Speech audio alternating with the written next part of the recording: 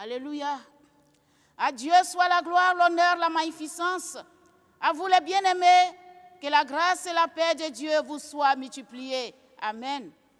Nous sommes soumis en ce jour à un texte tiré de Luc en son chapitre 19, les versets 11 au verset 17. Nous lisons la parole de Dieu. Il écoutait ces choses et Jésus ajouta une parabole parce qu'il était près de Jérusalem et qu'on croyait qu'à l'instant, le royaume de Dieu allait paraître. Il dit donc, un homme de haute naissance s'en alla dans un pays lointain pour se faire investir de l'autorité royale et revenir ensuite. Il appela 10 de ses serviteurs, leur donna 10 000 et leur dit, faites-les valoir jusqu'à ce que je revienne. Mais ses concitoyens le haïssaient et ils envoyèrent une ambassade auprès de lui pour dire, nous ne voulons pas que cet homme règne sur nous.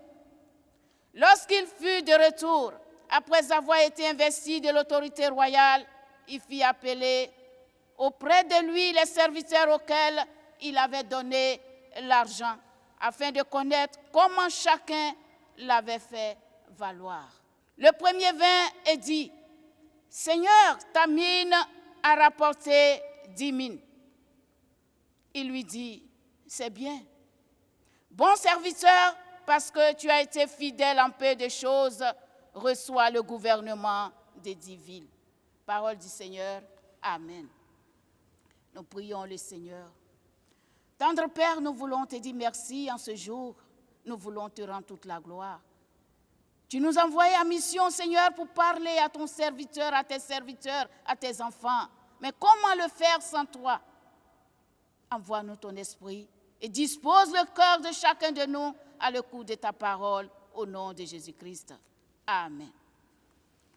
À travers ce texte, un thème nous est soumis et il est ainsi libellé « Rendre compte et avoir part au gouvernement ». Tiré de Luc, chapitre 19, versets 16 et 17, que je cite. Le premier vint et dit, « Seigneur, ta mine a rapporté 10 000. » Il répond au verset 17, « C'est bien, bon serviteur, parce que tu as été fidèle en peu de choses, reçois le gouvernement des 10 villes. » Fin de citation. Pour notre introduction, lorsque nous sommes employés dans un service, dans une entreprise ou dans une maison, notre préoccupation majeure est d'attirer l'attention du premier responsable à travers nos faits et gestes et même dans nos langages, dans le but de nous maintenir ou de nous réserver une place de choix. Chose qui se concrétise dans le texte de Luc. Jésus, après la guérison d'un aveugle qui, à son passage, a attiré son attention, rentre à Jéricho pour une autre mission de taille avec Zachée, le publicain. Et c'est là qu'il aborde par la suite la parabole des mines, dans laquelle le maître est satisfait du compte rendu de son serviteur, le félicite et le récompense, parce qu'il a fait fructifier sa mine, d'où notre thème, rendre compte et avoir part au gouvernement. De quel gouvernement s'agit-il? Quel avantage pour ceux qui l'écoutent? Quel est le sort réservé à tous ceux qui désobéissent à la voix de Dieu? Voici donc en un mot la trame essentielle de notre message. De quel gouvernement s'agit-il?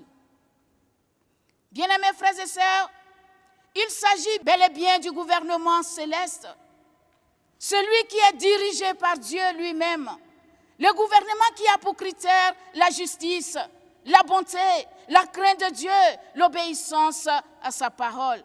En un mot, le gouvernement dans lequel Jésus transforme et qualifie. Une idée qui retient notre attention sur notre deuxième question, que représente Jésus-Christ dans notre vie. Le choix que fait Jésus a toujours un impact merveilleux dans notre vie si nous refusons, sauf si nous refusons. Quand Jésus entre dans notre vie, c'est la joie, la transformation. La générosité remplace l'égoïsme. La justice se manifeste dans nos actes. Et nous citons le verset 8 de Luc pour parler de la rencontre avec Zachée le publicain. Il a dit ceci, mais Zachée se tenant devant le Seigneur lui dit, « Voici, Seigneur, je donne aux pauvres la moitié de mes biens.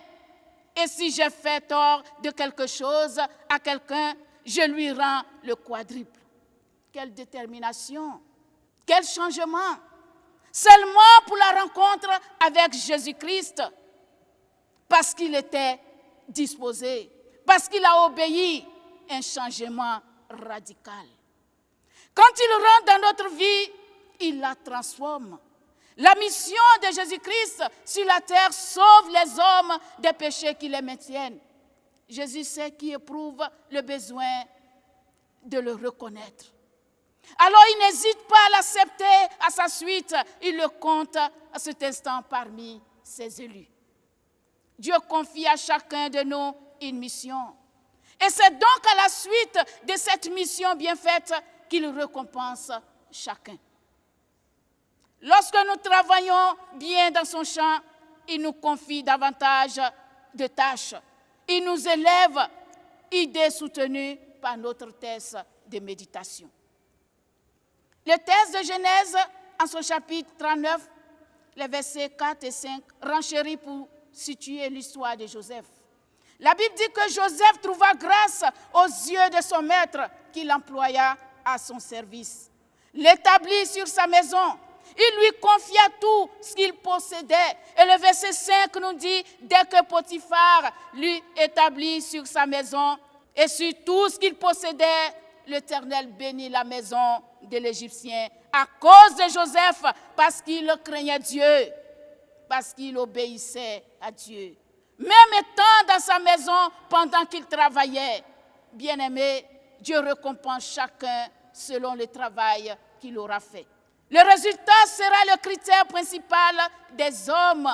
Dieu nous montre à travers la parabole des mines qu'il choisit des circonstances pour nous mettre au travail dans son champ.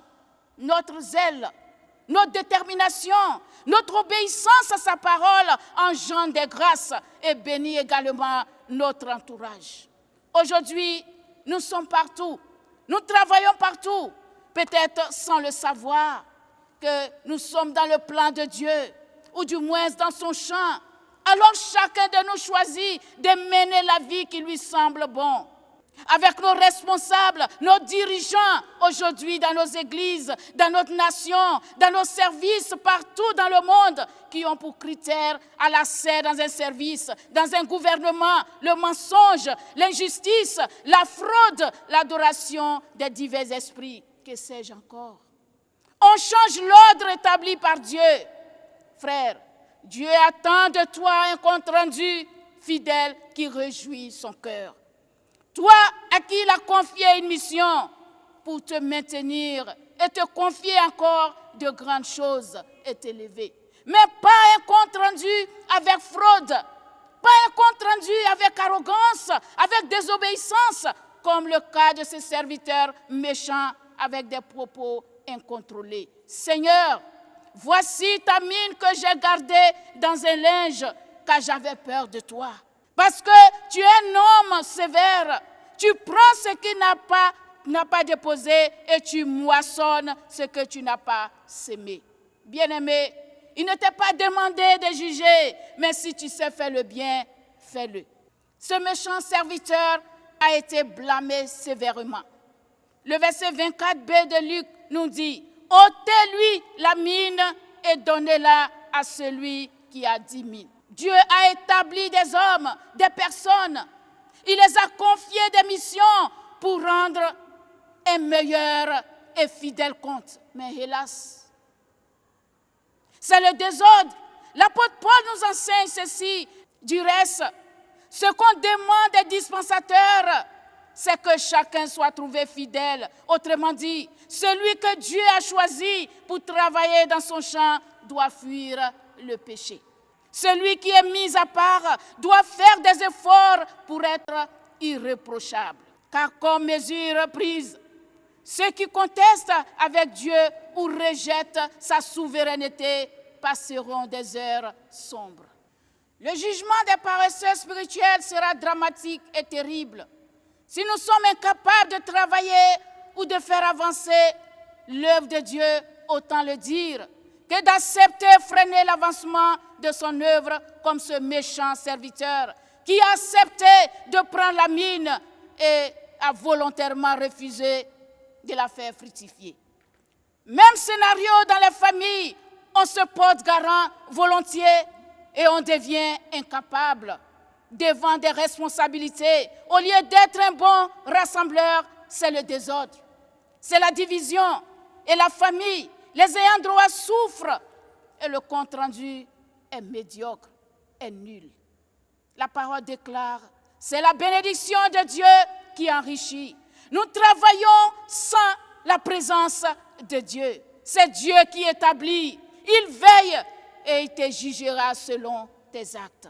Si ta vie semble être dans l'obscurité, marque une pause. Marque une pause et engage-toi, il n'est pas tard. Demande à Dieu ta mission sur cette terre. Tu la verras sous tes yeux. Appuie-toi sur notre Seigneur et Sauveur Jésus-Christ pour la réussir. Car Dieu jugera tous les hommes. C'est donc sur la base de ton engagement, sur la base de ta détermination, de ton obéissance, c'est sur la base de ton compte rendu et de ton résultat fourni que Dieu te récompensera. Seigneur, ta mine a rapporté 10 mines.